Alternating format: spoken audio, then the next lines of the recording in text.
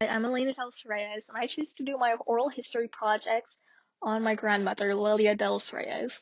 She was the seventh youngest out of nine kids born in Iloilo in the Philippines.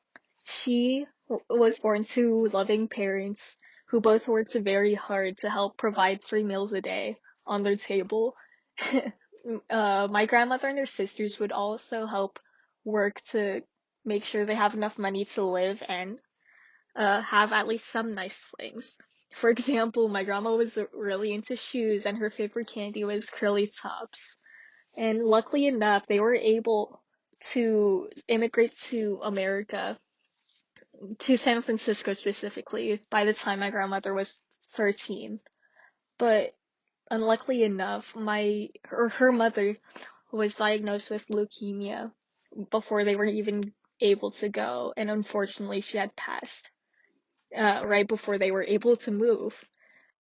A few years ago, I was able to visit her grave in the Philippines, and that was the first time I ever made a connection with her, and I really wish I had known about that before I had visited her grave. When my grandmother was 19, she met my grandfather, and that also meant that later on they got married and had children.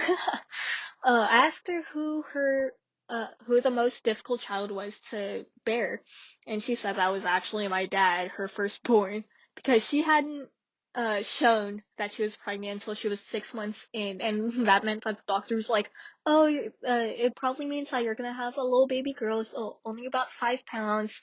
And her friends, they had little girls who were 5 pounds, and then my grandma came out of labor 3 days after 3 days, and she had a 10 pound baby, and that was my dad, Alexander Delos Reyes.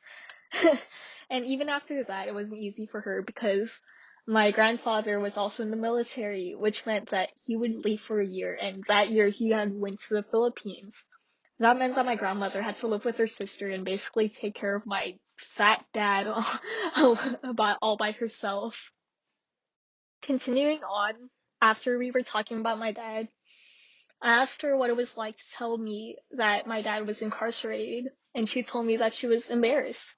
It was hard for her because she has a lot of pride because she wants to be the very best that she can be.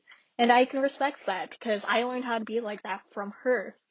But it was very eye-opening to hear about how much grandmother had thought of herself as a bad mother, even though she still is working at the bank that she's worked at ever since before I was born even. And I hope that one day she'll be able to see herself in a better light. And hopefully when I finish folding 1,000 paper grains, she'll be able to make her own selfish wish just for herself, purely because I think that she deserves it.